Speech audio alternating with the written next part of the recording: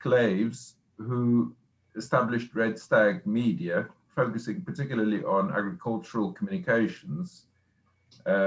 Nick's got a family background in farming, straddling about 300 years. So it's quite a long period and a pedigree.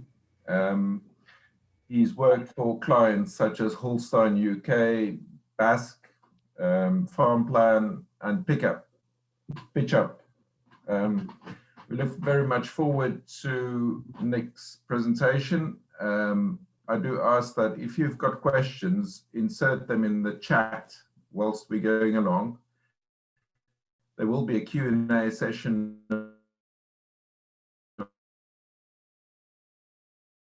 20 minutes, and I'm sure it will be, and you can ask your question. So without further ado, you can crack on, No Nick. problem. Thank you. Right.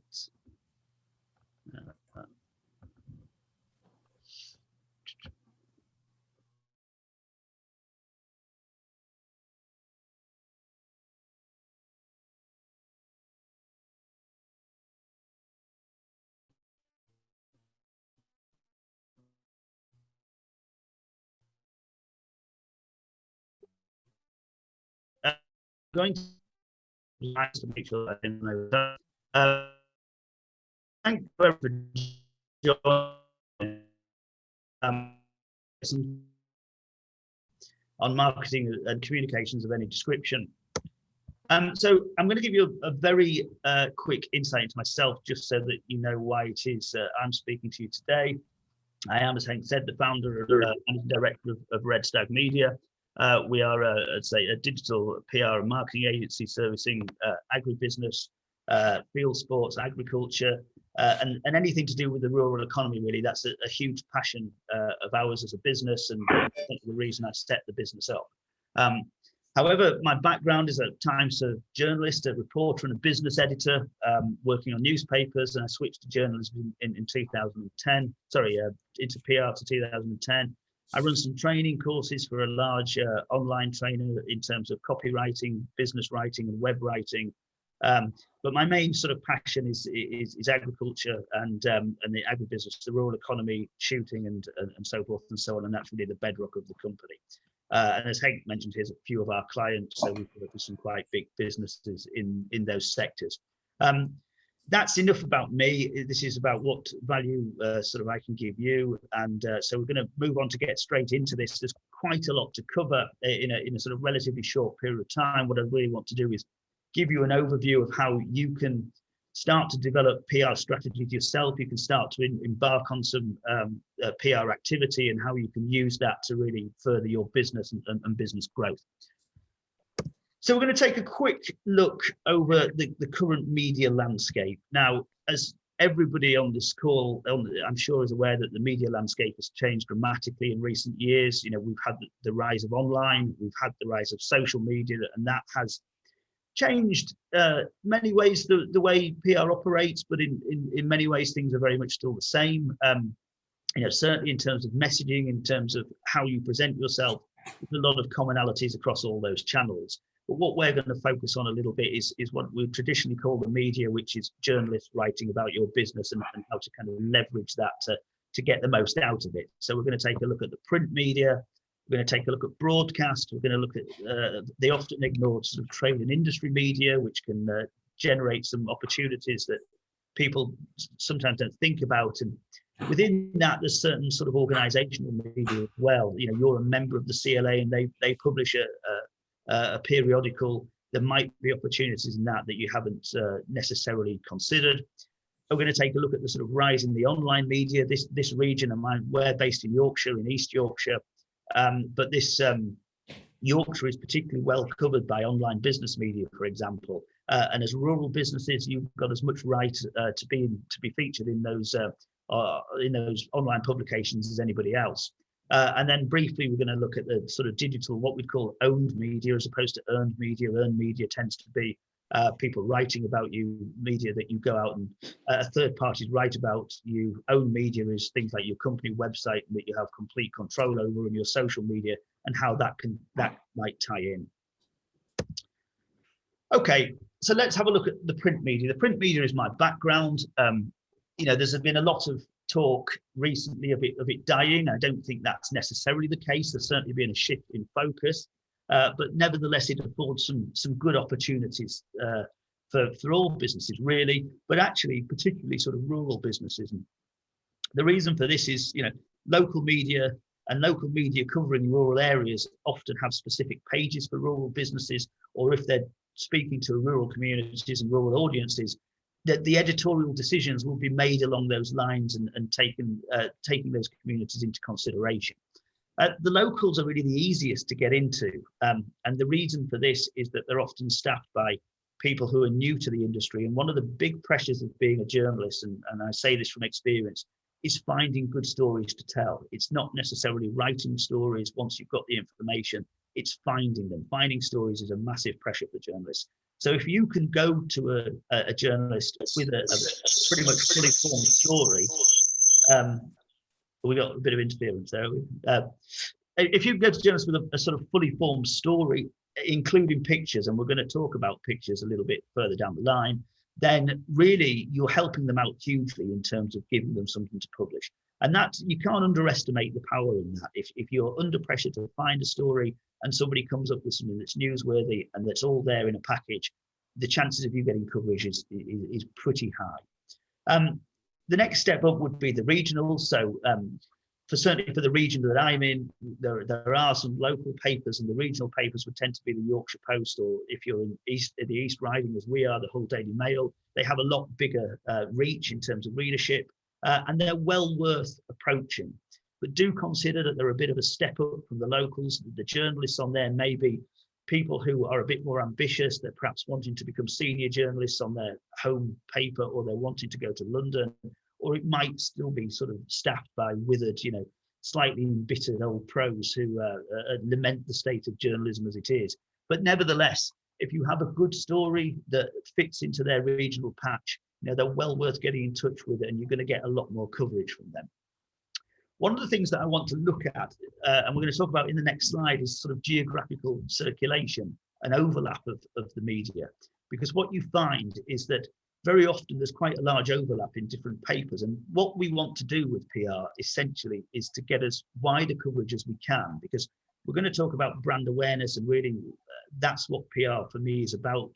And if you want to really maximize your brand awareness, you need to get into as many publications as you can. There are times when you would speak to one specifically to barter an exclusive if you've got a very strong story and you really want to be in that specific publication. But beyond those times, which are probably relatively few, getting press releases and getting stories covered in as many papers as possible is always a good aim. And I'll talk about that in a bit of depth in a minute, but just a quick word on the nationals. The nationals are much harder to get into, and if you're starting from a standing start with your PR, my advice is not to spend a great deal of time trying. First of all, you'll probably never get hold of the journalist you want to speak to. They're incredibly hard to get hold of, and they do tend to be issues led rather than individual company led. So if your company is expanding and investing, for a regional or a local paper, that's quite a good story. But for a national business, a national newspaper rather, if you need to be a Google or a global bank or an Apple or a Microsoft for a story about an individual company to focus. What you might find with nationals is you get issue-led things like maybe sustainability in farming. So if you're looking, if an environmental journalist is writing about that issue, they'll write about that issue, and then they'll find people to contact, companies that are innovating in that sphere, or experts who are doing research in it, and speak to them. And it might be that you're picked up if you are one of those, but actually to go to a national newspaper to try and get coverage is very, very difficult indeed, unless you have a really sort of outstanding story. So I wouldn't really make it part of your strategy at an early stage. I just want to have a quick word about some geography and to illustrate what I mean about getting as much coverage as possible. So we work on a project which is a regenerative agricultural project to do with growing cover crops, and it's got a lot of stakeholders in it, but it's led by a relatively small company at Market Wheaton near Pocklington. Now, because of the geographical position of that company, it enabled us to get quite a lot of coverage, quite a wide range of coverage. So, for example, Pocklington has its own paper, the Pocklington Post, which covers that area and covers Market Wheaton, so we were quite easily able to get coverage in that. But Market Wheaton and Pocklington are interesting from the point of view that they have a York postcode, but they're in the East Riding of Yorkshire. So they're covered by the York Press as a fairly large regional paper, but also by the Hull Daily Mail or the East Riding Mail as an East Riding paper. So we were able to leverage that to get coverage in both of those. Some of the farmers involved in this project actually came from the North Lincolnshire, south of the Humber. So because of that connection, we were able to get coverage in the Grimsby and Scunthorpe Telegraphs for that. And then because this was happening principally in Yorkshire, we were able to get coverage in the Country Week section of the Yorkshire Post. So you can see, if you look at the geography of the story and all the stakeholders in it, how you can actually quite quickly expand the types of media and the amount of media you can get into. I mean, this particular story was featured quite significantly in the National Farming Press as well, but from a regional and local point of view, by leveraging that geography, we managed to get, a real lot of traction with that. And it's something that you always need to take into consideration when putting together stories for your own business. Broadcast media is interesting. It covers obviously TV and radio. There's a national component to it and a regional component. The regional component is often the BBC, which have their own particular ways of working that are sort of interesting to discuss. Probably not something we've got time for right now, but certainly they have their own ways of working, some good, some bad. One thing that if you are going to get involved and pitch stories to the broadcast media, that you have to do is be prepared to be interviewed. And not everybody likes this, and not everybody is comfortable with that. Now, that's the case whether it's TV or radio. Obviously, with TV, you've got the extra component of appearing on television as well, which again is not everybody's preference. But if you are going to go down this route, and there's really no reason not to, because so certainly regional news media, TV news media and radio news media will talk about regional and local businesses. If you're doing something innovative and interesting, there's no reason whatsoever not to approach the broadcast media. But what you must do, there's two things that you really must do, is first of all, find out if it's a live or a pre-recorded piece, because there's a huge difference between the two. If it's live, then you need to very much practice what you're going to say before you go anywhere near it, because obviously you only get one chance. And if you make a mistake, or if you're talking about a controversial topic, where in the rural community, in rural industries, there are certainly controversial topics, then you have to absolutely get that absolutely right. If it's a pre-record, it's not so bad. But the other major thing to consider, particularly if you're going to start approaching the television channels, Look North or whatever it might be, is that you have to have a very, very strong visual component. If you don't have something for them to film, that they're simply not going to be interested. Now, that doesn't always have to be something genuine, actually. I mean, this picture that we've got here is a complete mock-up of a spring drill. That he's not drilling anything, but he did go round the field looking like he was drilling to give that impression for the news story. And without that, we wouldn't have had a story. Because there wouldn't have been anything to film. So always, if you're going to approach the broadcast media, then, as I say, think very strongly about what they can film, because they're not going to be happy if they come along and all you've got is a talking head at a desk. Trade and industry is, as I say, very often forgotten about. Now, there are some rich opportunities in this. They tend to be better for business in the business-to-business sector rather than business-to-communities, because they're read principally by other businesses. And there might be some opportunities in there, but there also might be opportunities, we say, in sort of, if your business is a member of various organizations, the opportunities, people often overlook the opportunities. So, land and business, the CLA, personally, I would perhaps badger Henk a little bit, or whoever else, possibly to get some coverage in there, certainly as a loyal member. But even things like, chambers of commerce produce often quarterly magazines, and certainly I'm a member of the Hull and Humber Chamber of Commerce, and you get, an editorial on joining, and very often, so often people don't take these opportunities up. And I think also we get like an email bulletin e-shot to members, and people forget to take these things up. So if they're outstanding, go and contact these people and take them up. It will do absolutely no harm. Trade media, as I say, is good for the business to business sector, and they tend to have greater sector knowledge because journalists on newspapers are they're generalists. They might be writing about a crime one day, business the next day, and a community initiative the day after that. Whereas the people on the trade and industry publications often come from those industries and trades that they're writing about, and want to be journalists and get in through that route, so they know really what they're talking about, which is good. You can tend to have very in-depth conversations with them. But again, very often, like the national media, they tend to be issues-led and not company-led. So you might get a couple of pages of news up the front of these, but very often the features in them are going to be about issues. And really, if you want to be featured in these, if you think this is a good place where your customers and your clients might see you, then really the best approach is to start coming up with ideas for industry features, comment, analysis of the industry that you're working in, thought leadership stuff, which is essentially just marketing speak for good ideas and innovation. We'll touch on that a little bit more later on, but don't ignore the trade and industry media. It's there are some good opportunities if you engage with it. So we mentioned online. As I say, around here we're well served. We've got things like the business desk, Yorkshire Business Insider, and as I say, as rural businesses in the areas that these publications or online websites serve, you have as much right to feature in these as any other. I mean, when we talk about online media, we know that newspapers all generally have websites nowadays. So that's a very much a multimedia offering: print, online, social, and some visual media like video and stuff like that. But when I say online, I'm referring principally to online only, and the differentiator with these often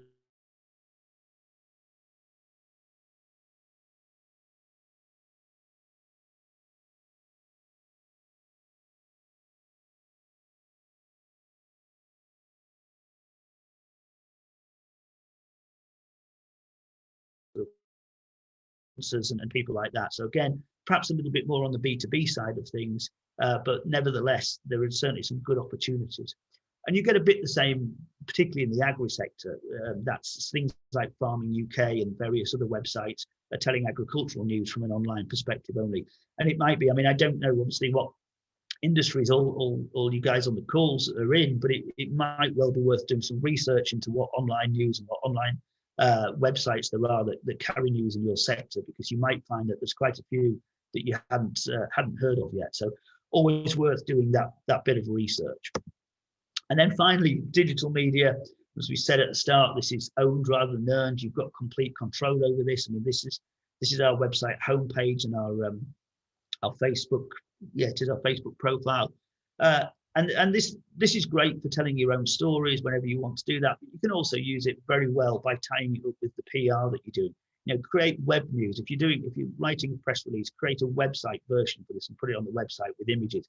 Put that on your social media. If you do any email marketing, take that link and put it into your email marketing and send it out. And by doing that, you're tying your strategy up so it becomes a multimedia strategy, and you're reaching bigger audiences. You might have a different audience to your email marketing that you do with your social media, for example. And that will be a different audience to the people who read local newspapers, regional newspapers, and trade. So by tying all this up, you really can start to get some traction with your potential audiences and really raise some brand awareness. Which to prioritize, though, we've described quite a lot of opportunities. And obviously, if you've got limited resources, if you're doing this yourself, you don't have somebody in-house specifically to do marketing, PR, or you're not working with an agency, well, the number one tip there is really consider where your audience is. If you're a gastropub and you're drawing 90% of your customer base from the 20, 25-mile radius of where you are, local and regional are the way to go, really. You can supplement that with social or whatever, but that's where you want to feature most of the time. Conversely, if you're a shooting estate offering very high-end shooting, local and regional is probably going to do you no good whatsoever. You need to be featuring in magazines like The Field and Field Sports and Shooting Gazette. So it's about picking where your audience are most likely to be. But also look at what's realistic. If you're an artisan cheesemaker and you're selling online, you might think we need to be in the national press because we can sell to anybody, absolutely anyone, across the country. Therefore, the best thing for us is to be in the national press. Yes, I would agree that that would be absolutely brilliant, but realistically, is that achievable? It could be, but you're really going to have to do something innovative and creative to do that. You know, if you want to get that consumer-facing kind of placement in national media, you are really going to have to pull out the stops with something incredibly creative. And then think about how often you want to be published. You know, if you're going to build a really good brand awareness strategy, then you're going to need to feature in the whole array of publications and opportunities that I've described so far. And you're going to need to put in a plan to achieve that. Because you know a daily newspaper, a daily regional is published every day. If you put a press release out today, you might be in it on Friday, Saturday, or Monday. But if you want to get in some of the specialist agri press that's published bi-monthly, you know, if you put something out now, it might not appear until June. So again, you have to take all these things into consideration. But the top tip really with the media to prioritize is, where are your customers? At the end of the day, it's them you want to speak to. So why and when to engage with the media? Well, what is the media good for? In my view, and I've worked in journalism for a number of years, and certainly quite more than that in PR, the two things it really does well is brand awareness and reputational management. Now, I put direct sales there with a question mark. Is it good for direct sales? And of course, yes, it is. Any exposure is good for direct sales. And also, without brand awareness, achieving direct sales is very, very difficult. Does that mean if you put a press release out and it gets publicity or coverage that you're going to get lots and lots of new customers coming to you wanting to buy your products or services? The answer to that is probably not. And the reason for that essentially is around timing. You know, it might not be that the person who reads about your business is in the space to want to buy that at that particular time. What we need to do is raise awareness of who you are and what you do. So when they do come to need that product or service, it's you that they think of. There are exceptions to this. My family own a butcher shop at Brompton near Swordon, between Scarborough and Pickering. And Tom Parker Bowles, I think, in the Daily Mail reviewed their pork pies and did it very well, and their sales went mad. But that's the exception rather than the rule. If you're going to do PR, it's the long game, and it's about brand awareness and reputational management. Brand awareness is really, making your business front of mind. Front of mind is a phrase that comes up in marketing really often. It's a bit tried and a bit trite and a bit boring, but nevertheless it serves a function. It's about becoming, your brand becoming synonymous with the product or service you sell. And there's some businesses that do this. I mean, you think of burgers, you're probably going to think of McDonald's. If you think of sausage rolls, you're probably going to think of Greggs. If you think of luxury SUVs, you're probably going to think of Range Rover.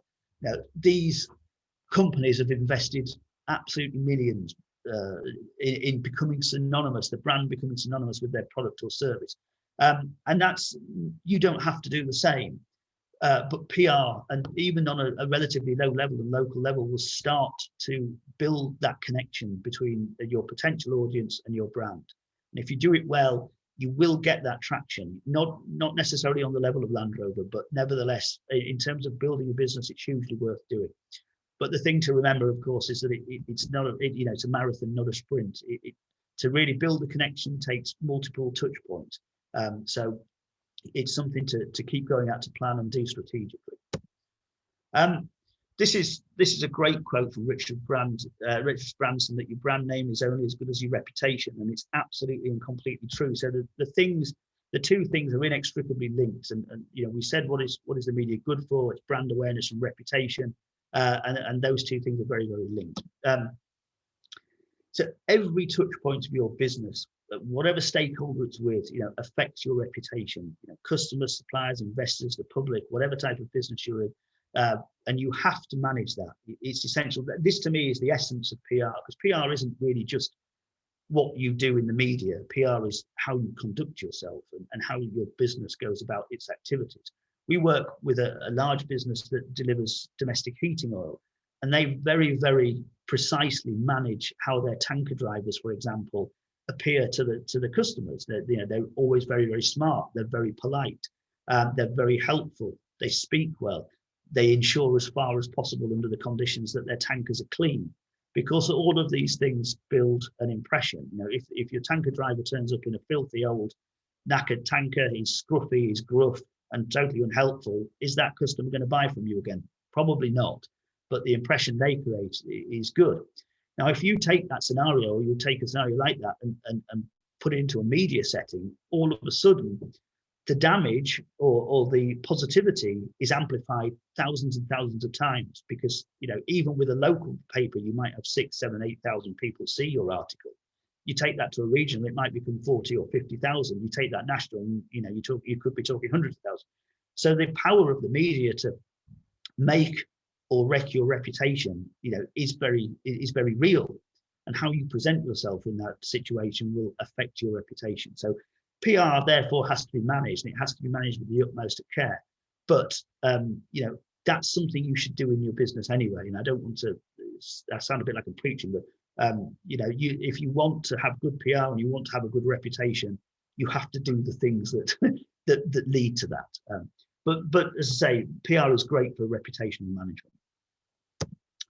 And when to engage with the media? Well, this is an interesting question, and the obvious answer might be that whenever you have a story, and that is definitely the case. I mean, that is, you know, that is the bedrock of a lot of company strategy. We have a story, let's get it to the media.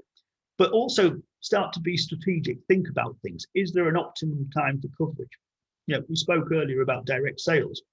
Well, we work for various businesses, and one that we used to work for is New Farm, which is a big crop protection business, an Australian crop protection business. And when they wanted to start raising awareness of products for the spring drill, for example, we didn't wait until the spring drill got underway to do the PR. We started to do this in November and December and start to raise awareness of it then. Because first of all, we had to consider the publication schedule of the media you want to appear in. If you start to get materials out in November, December, you're probably not going to be in the press till after Christmas with the various agricultural publications. But it's because we did that. It's because in January, and once Christmas is out of the way, that's when farmers and agronomists are thinking about what products they're going to use. That's when they're starting to think about spring drill. We can't wait until the week before to get some coverage, because all the decisions about what products they're going to use have been made. So, you know, be strategic around timing. If you've got something, if you know there's a lag, there's a customer cycle, and that, you know, if you know that's the case, then plan the media around that. Hit people when they're thinking about making decisions. Because if you leave it until the events that you're talking about, those decisions have been made, and you've missed that opportunity. Let's say consider the publication schedule in the media you want to be in. Is it daily, weekly, monthly, bi-monthly, quarterly, or twice a year? That affects it hugely. And then you can align this with other PR activity, as we said, social media, emails, web news. You might want to get your PR out at one particular time, and then stage some social media posts after that, and then email campaigns after that. Purely and simply so that you get a kind of rolling program of news, and people will see your story in different areas. That can be quite an effective way of extending the reach of the story. Okay, so what makes a good story? I realize I'm going through this fairly quickly, but I think we're going to send the slides out afterwards. So from that sort of point of view, hopefully you'll be able to look at the recording, I think, and look at the slides in conjunction. And if there's any points that you're not clear, hopefully that will you'll be able to clear them up from that. But this is important, and it's important because if you don't get a story and the essence of it right, it's never going to be published. And there's certain requirements that journalists want and that the media wants. And if you don't fulfill those, they're going to hit the delete button, and that's just a fact.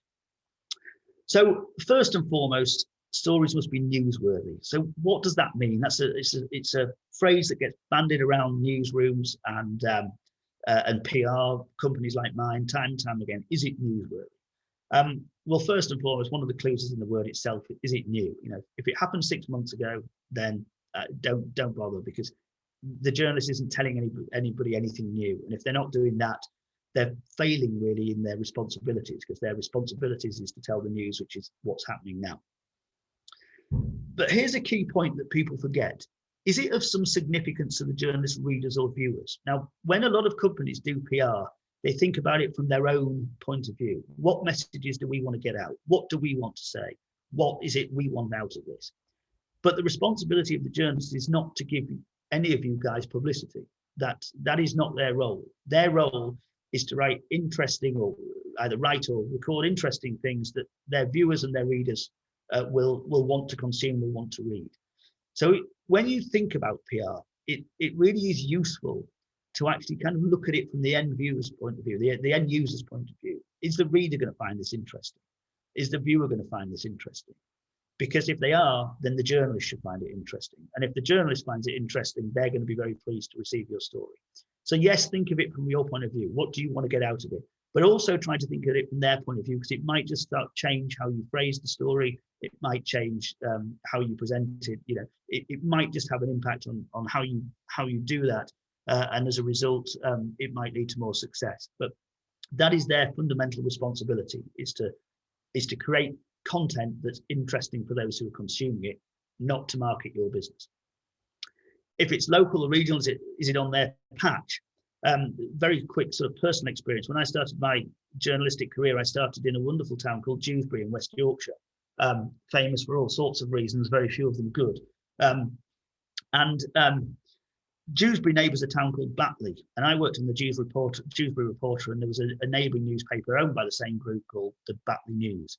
Now, if you go between the towns, it's one road, and the only way you know you've gone between them is that one side says welcome to Batley and the other side says welcome to Dewsbury. Either side of the street, you know, it's just houses, all the same way. There's no break in it. There's no fields between the towns. It's just sort of a large mass of houses. Now, I wrote a story about a crime that took place on this particular road. And when it got to the news editor called me over and said, "This isn't on our patch. This is in Batley." And I said, "Well, it was on that road, and that road's in Dewsbury." They said, "No, that's the dividing point, and that's about 100 yards past this sign." That is how local these newspapers get. You know, so that can be a real hindrance. But believe it or not, that's the case, because it was 100 yards past this sign. It was in Dewsbury, and we couldn't write about it in Batley. Sorry, the other way around. It was in Batley, and we couldn't write about it in Dewsbury. So there you go. So, you know, you have to consider if it's on their patch. If it's not, you won't get published. It just won't. The fourth point here is being human. Always remember that all stories should be about people. Now, whether that's about your reaction to something, if you're writing a press release and say you've expanded, you've invested, you need to give a human reaction to this. You know, this is great news. You're absolutely delighted that this has taken place. Give a human aspect to the story. Because if you don't do that, how are you engaging other people? You know, all stories at their heart are human stories, and try to squeeze the humanity and the human juice out of as many as your stories as you can, because that's what makes them engaging. One thing I will say added to that as well, which I've only just sort of thought of, is go easy on the jargon. If you're creating stories and you're writing quotes, don't use jargon. People are not interested in it. It's not big, it's not clever, and it turns people off. But stories can also be quirky. I mean, certainly the front page of that very famous Sun headline, that very famous Sun front page is quirky to say the least. And stories can be emotional. You know, if you get involved in some charities, which is something that we recommend a bit further down the line, you know, don't be afraid to show that emotion, because that's what people respond to. It's not surprising on social media that the things that get shared are those that make people either angry, make them laugh, or make them cry. It's because humans respond to emotions, and if you can get those into your story, good. And again, you know, at the bottom of the screen, you've got to answer the questions: what happened, where did it happen, who did it, or who did it happen to, how and why. Always keep those in mind if you're writing press releases or doing any kind of media activity, because that gives a complete story. And if a journalist is sat there with one complete story in one hand and your story where you only give half the facts in the other, and he's only got one place to fill, it's not your story he's going to go with. It's going to be the one where he's got the full facts. However, that said, there are a number of stories, business stories generally, that work pretty much all the time. And I'll just run you very quickly through these. You know, these are often the bedrock of business PR campaigns. Business launches, you know, if you're launching a new business, get some PR over it. Expansions, investments, new product services, senior personnel recruitment. Financial results can be, if you're a big business and you've done particularly well in terms of sales, and if you're happy to share, not everybody is. Contract wins are always great. You know, if you're, say, an artisan bread producer or an artisan cheese producer, and you win a contract with Waitrose, and that's a cracking story. You know, things like that are always fantastic. Potentially successful contract completions, launches new divisions and new markets. Anniversaries are good. You know, if they're big, 25, 50, 100 years are great. Don't go to a journalist with a 3-year or 5-year anniversary, because there's no story in that. You're meant to still be trading after 3 years. You're meant to still be trading after 5 years. There's nothing newsworthy. I mean, I was a business journalist in the 08-09 crash, and the amount of people who ran me up said, "We're booking the trend. We're booking the trend. We're doing really well." And the amount of time, if I ever hear the phrase "booking the trend" again, it annoys me. It's just too much.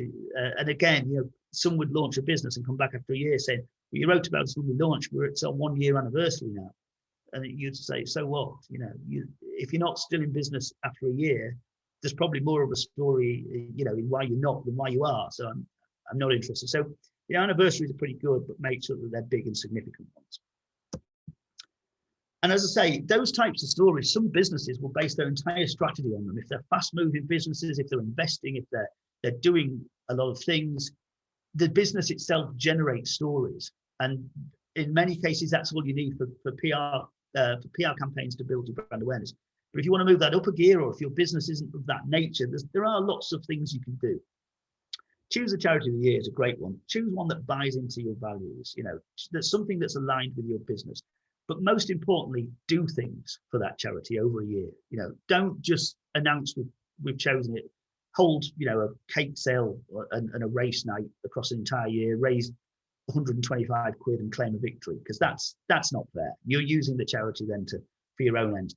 But if you decide you're going to do something once a month and you've got an activity of 12 things that you're going to do and raise money for each, you might get 12 stories off the back of that. That feeds massively into your PR, because you're doing something, and then you've got a sum up story at the end saying across the year we raised £8,000, £9,000, £12,000, whatever. They're great stories. That's a really simple thing you can do. You're doing good, and you'll get good PR off the back of it. If you make products, make a novelty version for key dates. These are just suggestions that I'm coming up with. There's loads and loads. They're limited only by your sort of imagination. But if you make cheeses or pork pies, and and it's the Queen's birthday, make one with Union Jack pastry. But the most important thing is photograph it. Get some great photographs of it and send it to journalists. You will get coverage for things like that.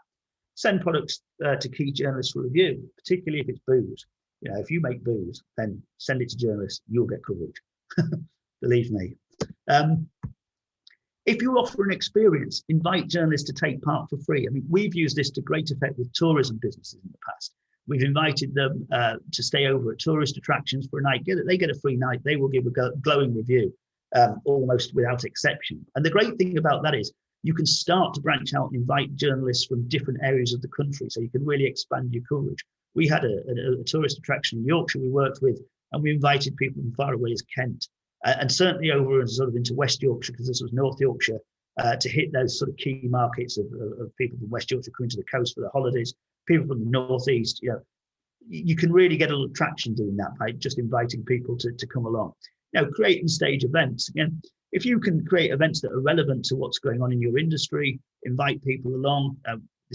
We had a big success with this over Brexit, and a client which staged a future of farming event at the time of Brexit, what Brexit means, and it was a single event which took place in Driffield. We had some key speakers there, and it got coverage locally, regionally, and in the national agricultural press. So really simple thing that you can do. If you can stomach it, invite your MP along for a visit. Always on a Friday, because they're out of Westminster then. And you will get press coverage for that. Offer tours. If you make something, offering a tour is a great way to get some interest. I mean, I'm particularly keen on Scotch and single malt. Very keen indeed, actually. Anytime I get the chance for a distillery tour, I'll go and do that. So if you hold your manufacturing business and you do something like that, invite some journalists around to have a tour of what you do. There's loads of things you do. Industry data trends are always great. So things are changing in your industry and you recognize them. You can create stories around this. Running competitions, running educational initiatives. Partnering with local schools is a really good thing to do. If you can go in and present to them, and schools are really open to this, and tell them about your business, and then ask them to create a poster around it or a poem, you'll get press coverage for that. But what you can also get is the posters to share on your own social media. So you can really tie that up and make it to a campaign. I mean, as I say, I'm just listing a load of ideas that we've used in the past that work well, but it's really limited only by your own imagination. If you want to get press coverage on a regular basis, leverage what you've got within the business, certainly, but come up with some creative ideas as well. And we mentioned this earlier, thought leadership. Thought leadership really is a sort of buzzword for innovation, ideas, new ideas.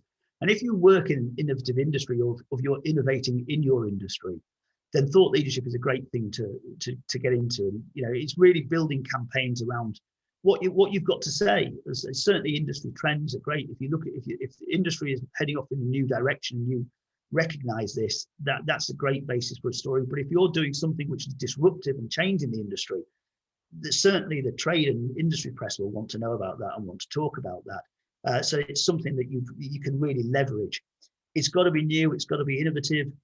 It's got to be backed up by data and not just hearsay, because otherwise you can't prove anything. And I would argue, if you're going to put energy and effort into that, it's got to be of some value to your clients. How is that shift in your industry going to help your clients? How are you disrupting the industry to help your clients? And if you can tie those things together, then you will really have a strong message for the media. Right, I'm going to give you some tips. We're getting very close, aren't we? So here's a few top tips from me. I use the word expert loosely, but hopefully you've got to derive some value from it. Live the reputation you want to have. This goes back to the touch points and the tanker driver. If you want to be perceived in a certain way, act in that way and speak in that way, and you will be perceived in that way. But be consistent with your messaging. What do you want to come across as? Do you want to be compassionate? Do you want to be passionate? Do you want to be innovative? Whatever it is, think about what it is and stick it everywhere. Put it in your press releases, put it in your email signatures, put it on your website, put it in your social media posts, because the more people read that in conjunction with your brand name, the more they will remember it and the more they will believe it. And that's an important thing. A huge investment is a bank of professional creative photography. If you pay for nothing else in terms of PR, pay for that. Don't rely on people to get snaps on their iPhones when you need a photograph to go with your press releases. Get professional creative photography, get a bank of it so you've got a range of images, because that will serve you better than anything else in PR, because pages are built around images. And if you've got a good image will carry a mediocre story. A great story won't carry a mediocre image. But also remember, Rome wasn't built in a day, but they worked on it every single day. And this goes back to reputation. You have to work on this both in your business processes and in your communication. Create an editorial calendar. This is a great tip. So many companies I see are thinking, we need to do something PR. We want to get some PR. What can we do? Well, what you can do is start by creating a plan so that you never have to ask the question, what do I do again? So list all the business activities you've got that we spoke about earlier that are potential stories. Now, if you do adopt a charity, put together a program of activity for them. If you can put some business events on, put those into the plan. If there are some key dates, some key dates like that you can piggyback on, such as the Queen's birthday or Valentine's Day or whatever, and there's any relevance to your business, put those into that. Work out what you're going to do, and then you've got a plan for the year about how you're going to conduct your PR. Really, really important thing that people forget to do is put an editorial calendar together, and you'll never worry about what you have to do, some PR activity again. We won't go too much into this depth, but if you are going to write press releases, use an inverted triangle format. Now, if you don't know what that is, I do suggest Googling it, because basically what it means is put all the key information at the top, because that will allow the journalist to look at it and say, yeah, that's good, all the information's there, that's interesting, I'll use that. If it's spread out throughout the press release, the chances are they won't read it to the bottom, they'll just delete it. And then going back to what we said about being human, always include quotes from a key person. And those quotes should be giving analysis or reaction to the piece of news. So if you're expanding, the quote should be how delighted you are, what opportunities it can bring, and how you've worked hard for this and how you want to thank your staff. All those types of messages are really good, but make it human. Create relationships with the media. That's no different from any other relationship. Speak to them, ask them what they want. They'll generally be delighted to tell you. But if a journalist calls you and it's about a controversial topic, don't fire from the hip. Take their details and tell them you'll bring them back when you've had a chance to think about it, because that can be a reputational disastrous move. Moving to sort of online, be polite. Excuse me, if you're sort of goaded online, that's very important. And never ever forget that it takes 20 years to build a reputation and 5 minutes to ruin it. And I've seen that happen. So bear that in mind always when you're doing PR, but when you're conducting business generally. Right, we're just going to rush through this section because I know that we're past the 40-minute mark. But measuring success, you first of all have to decide what it looks like. So do you want to be, do you want a thorough brand awareness campaign? If so, you might want 60 cuttings, 60 media cuttings across the year. Set that as a goal, work backwards. How many publications do we need to get in? How many press releases do we need to produce? You might not quite get there, but at least if you've got a goal to strive for, that's good. But as I say, and tweak that plan as you go if necessary. If all you want is a little bit of coverage for the things that arise, then that's obviously much easier to achieve. But then, consider what it is you actually want to achieve and put a plan in place to get there.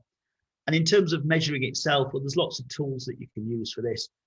If you don't have Google Alerts set up, I suggest that that's the first thing you do, because it's free and it will tell you whenever you're mentioned online, it will send you an alert saying, you've been mentioned here. So that's very useful for PR activity that goes online.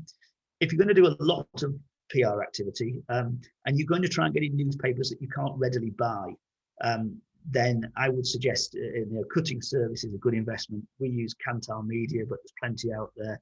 Sisson, Muckrake, they're all good options. And there's some great and potentially free social media management tools out there. Hootsuite is free. And I know that Zoho has a free option, Buffer, but there's plenty out there to choose from. So really the monitoring and the measuring, it's up to you what you want to achieve, and then just find some tools out there that help you do that, because there's absolutely loads out there.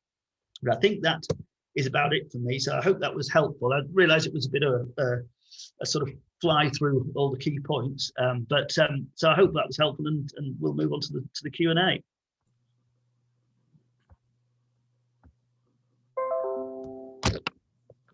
So I would suggest if anyone's got a question, just raise your hand. I think there are some in the chat actually. Hank, should we check there?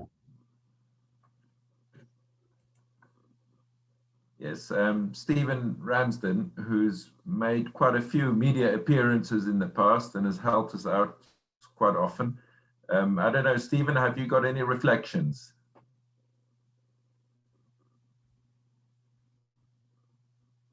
First. Right, you've got me now. And that last saying you said, you can make a reputation over 20 years and lose it in 5 minutes, and that says a lot. It's true. Yeah, I've seen it happen. And go on. Just in the way people conduct themselves, they make a mistake. I've seen companies, a client we dealt with in the building sector, unfortunately made a dreadful mistake in not securing some scaffolding as they should, and somebody fell off and died. And that's it. There isn't really any coming back from that. So you have to, that really feeds into the fact that you have to not just talk about your reputation, you have to live it. You have to do all the things that protect your reputation all the time in business. Otherwise, you'll be found out. And particularly with something like that, there really isn't to say any way of coming back from that, unfortunately. Can I just ask another question? You've done a lot on more or less company and reputation from a business perspective, but generally the countryside and agriculture particular is under particular pressure at the moment. How do you try and deal with the media when it comes to trying to influence policy? Not that we'd get anywhere on that, apart from trying to nag the CLA. How do we do it as individuals? I think it's got to reflect in, first of all, what's happening. So I work in agri a lot, and I find sustainability is something that comes up time and time again with the businesses that we work with, the pitches that we're involved with. And I think that is an area that has to be challenged in the media, to be honest, because I think the media propagates stories about livestock farming being terrible for the environment, for example. Now, some of the things that we're involved in really are challenging that message, but is not getting a great deal of traction in the media to convince people and change minds. You know, and I think that is a huge way of starting to reverse that trend. There's always lobbying. I mean, we talk about, although it's a small scale thing, but if you run a farm business and you're doing things in that area, or you're doing things that are innovative, do invite your MP along, you know, because that's a representative in Parliament that can go along and carry your message forward. And if they buy into what you're doing, then all the better. And the more we can do that, the more as an industry we can start to have that face-to-face conversation with MPs. I think that's one thing that is practical that you can do that will pay dividends. I mean, you know, I work with businesses that talk about lobbying DEFRA. Well, lobbying DEFRA, you know, DEFRA employ about 5,000 people. And half of them don't speak to each other. It's an incredibly difficult task. So I think start from more of a grassroots point of view. You know, you can do things like that yourself, but you can also put pressure on the organisations that, you know, such as the CLA. I mean, I'm involved heavily, and I know it's not everybody's cup of tea, but I enjoy my shooting. I shoot quite a lot, and we, you know, often look at some of the organisations involved in that and can be quite critical of the fact that they don't lobby, you know, as hard as they ought to do. And as members, you have to hold them to account. So those are probably the top things I'd do. I mean, I think we need a voice change in the media. I think people need to do things at a grassroots level, and I think we need our organisations that represent us to, you know, step up to the plate and do their job as well. Nick, I just want to make an observation, and that is I quite like the touch points concept. We recently wrote a letter to police crime commissioners as well as local police forces in advance of Boris's lockdown relaxation, because from the 29th, people are freer to move about, and it coincides with Easter, break up of schools. So we expect a greater influx of people accessing the countryside at a time when, you know, you've got nesting birds, you've got lambing season in full swing. Absolutely. So what we experienced last year was quite problematic. So we wrote to those organizations and representatives, and we had quite a positive response, just asking them, are you prepared for this influx of people? Because landowners suffer from access issues. Yes. On the back of that, we sent out a press release letting everyone know that we've written to police crime commissioners as well as national parks. And we had quite a good bit of coverage. Excellent. Yesterday, we sent out a press release on responsible dog ownership in the countryside. So it all follows in the same vein. And we've already had coverage in 6 newspapers. Yeah. Yeah. So we will carry on with that on the back of it. So it isn't simply sending out a press release, but it's telling our members who might read a newspaper, as well as the public, that we stand up for landowners where it concerns access issues. So it's a holistic picture. It is. You're absolutely right. I think that, you know, the important message in that is it is holistic, and you want to change hearts and minds. You have to be consistent, and you have to, you know, you have to turn up and do that, because it doesn't happen through a single communication. It happens by continually making a good argument for something in as many places as you can. And I think that is something that, it's something that as the countryside changes and farming changes and all the activities take place and people want to access it for different reasons, something that really needs to happen. And is happening to an extent, you know, that's certainly, yeah. Any other questions? Yeah, I have my hand up. It's Fiona. Hi, Fiona. Oh, I'll just turn my camera on. Hi. Hi. So I just had a question about the best way to put your time and resources into building brand awareness. So we're a small company, we're just pretty new, pretty local at the moment, although it's alcohol, so in theory it doesn't need to be. What sort of balance do you think you should have between talking about yourself through your own channels, building up your followers on Twitter or whatever, social media, against trying to get other people to talk to you, like, you know, all this stuff you've been talking about in the media, and also other people talking about you on social media platforms? What do you do? Well, at the moment, we're pretty much focused on just our own story. We're on Facebook, not on Twitter as much as we should be, actually, but Facebook, Instagram and stuff. We had, when we first started, we had some PR stuff. We were working with a PR company then who got it into some of the trade papers and some newspapers, but we're not working with them anymore, largely because of COVID issues. Obviously, it's not been a great time to start a business. So we've really just cut back on that completely, and we're not really doing that anymore. So, but I think, I'm not sure whether that's a false economy. But sorry, what I actually meant, what does the business do? Oh, sorry. It's gin. We make gin based on old 18th and 19th century family recipes. Oh, right, interesting. And do you sell online? Yeah, but we primarily sell through small off licenses, and in theory pubs and restaurants, although not at the moment, obviously. Yeah, I mean, if my answer to that, I think I would probably put half of my resources into some of the trade publications that reach the retail food and drink publications that reach the people, the distributors who would want to buy it. And I would actually put the other half I would probably put it into paid social, to be honest with you. I think one of the most, if you're selling online and you want to sell, I'm not a massive fan of organic social media, because I think the algorithms of all the platforms have stopped serving up content unless you pay them, really. You know, you put something on Facebook now and it's not going to go anywhere. I mean, we've got, I think, 5,500 people who like the Red Stag Media Facebook page. And if I put a post out, it will reach between 80 and 150 people. Wow. And that's just because Facebook decided that, you know, if you want to, it's pay to play. If you want to get any reach, you pay us, which you can totally understand.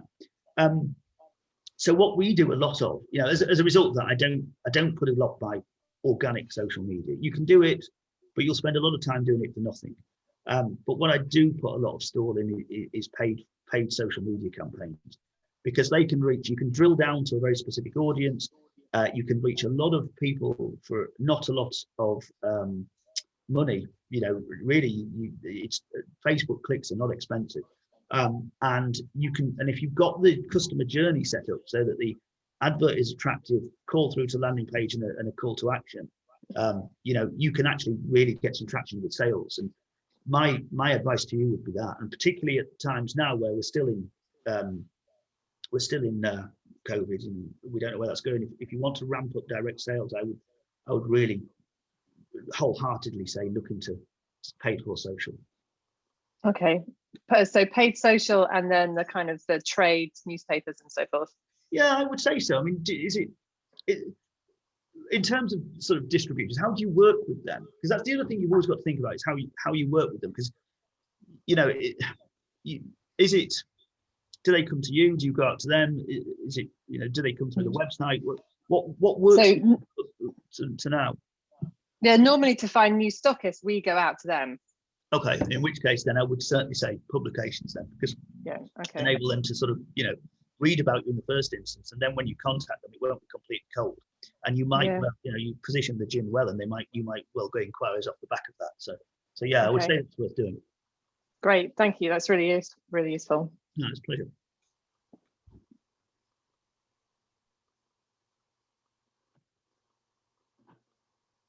Can I ask another question, please, Hank? Go for it. You mentioned social media, and that was interesting.